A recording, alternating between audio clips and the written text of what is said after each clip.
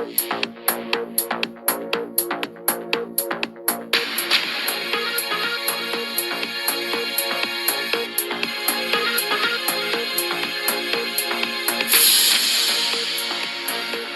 ጤና ይስጥልን ክቡራን የዩቲዩብ ቤተሰቦች፣ የሰዓቱን አጫጭር መረጃዎች እየቀርብ ያለው እስከ ፍጻሜው አብራችሁን ቆዩ።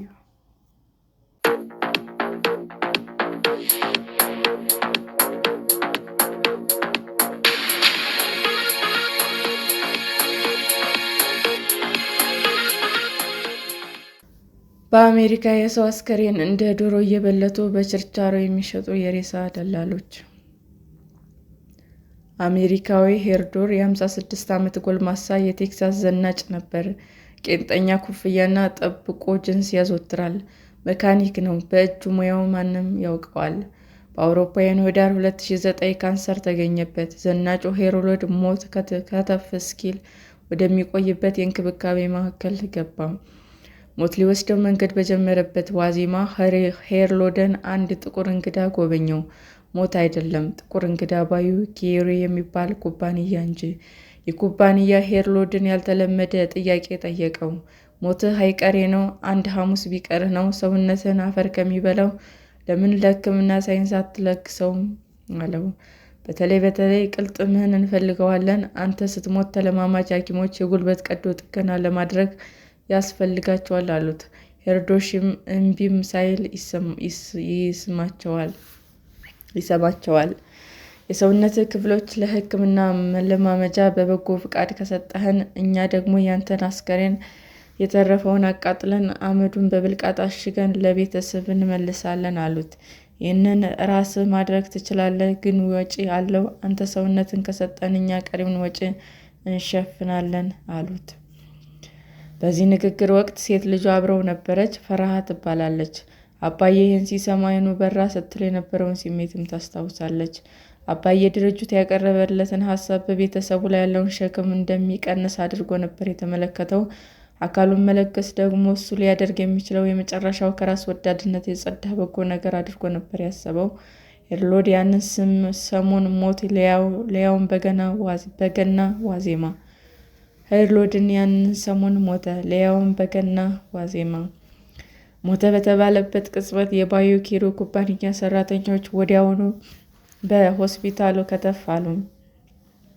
ሞቱን በጉጉት ሲጠብቁ ነበር። አስከሬኑንም አፋፍሰው ወሰዱት። ሴት ልጁ ተጽናናች። ከጥቂት ወራት በኋላ ግን ከፖሊስ ስልክ ተደወለላት። ምን ነበር አለች። የአባቷን ራስ ቅል መጋዘን ውስጥ ተጥሎ አግኝተው ነበር የደወሉላት። በድንጋጤ ከው ብላ ቀረች።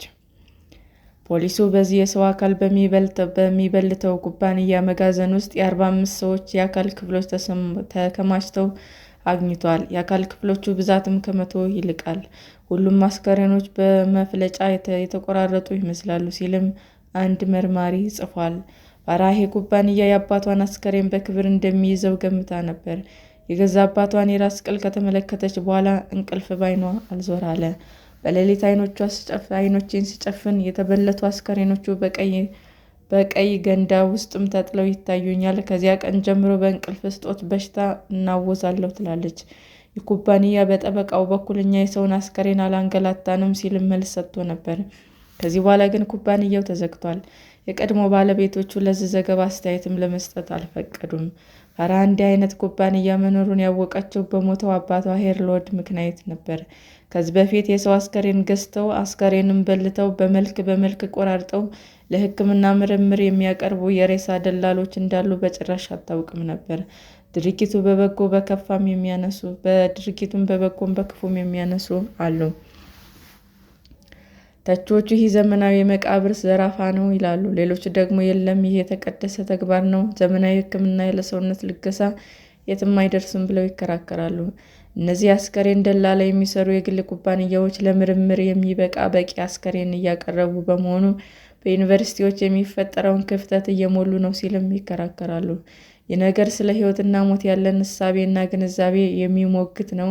ክብር ያለው ሞት እንዴት ያለ ነው? በክብር መሞትስ ምንድን ነው?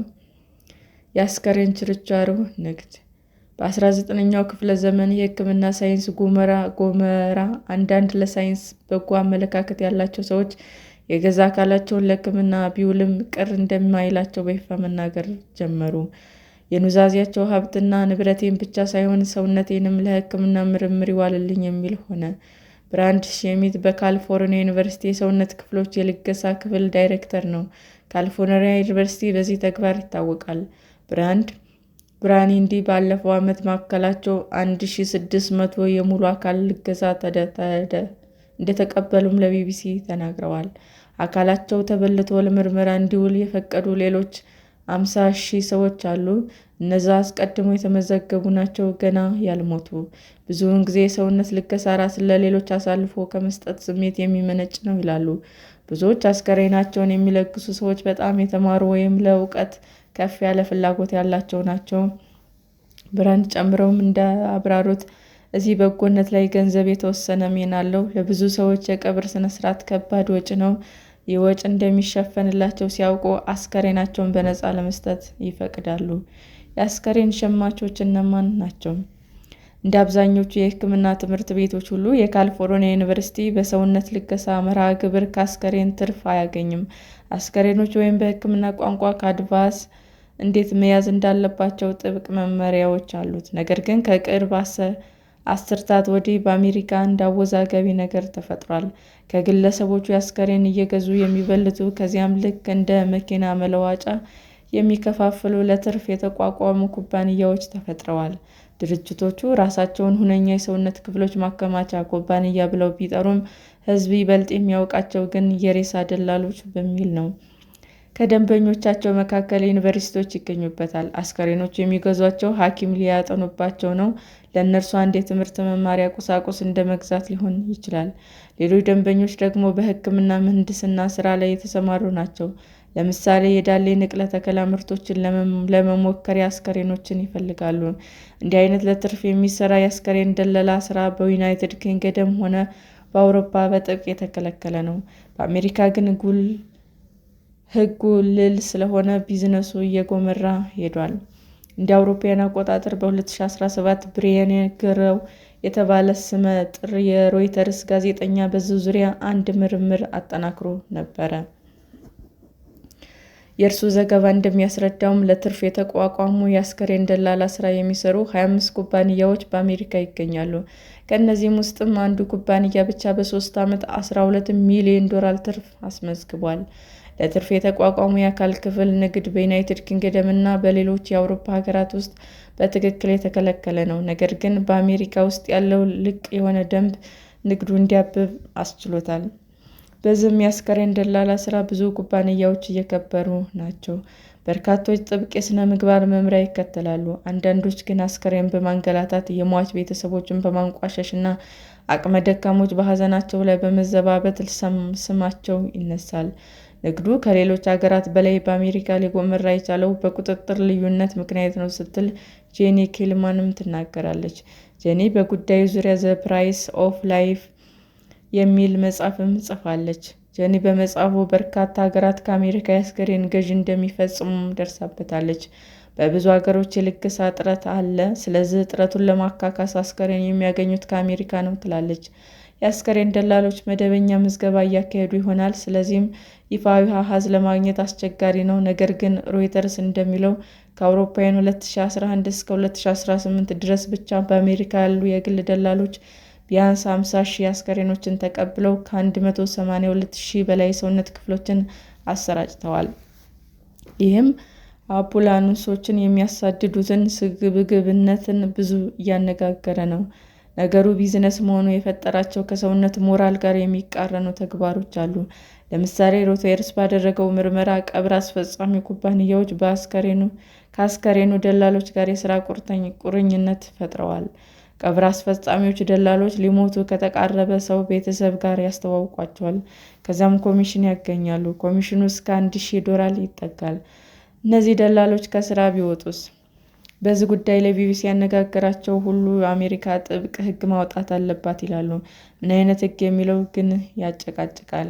የካሊፎርኒያ ዩኒቨርሲቲ ባልደረባ ሼሚት አሜሪካ የአውሮፓውያኑን ሕግ አይነት ማውጣት አለባት ይላሉ።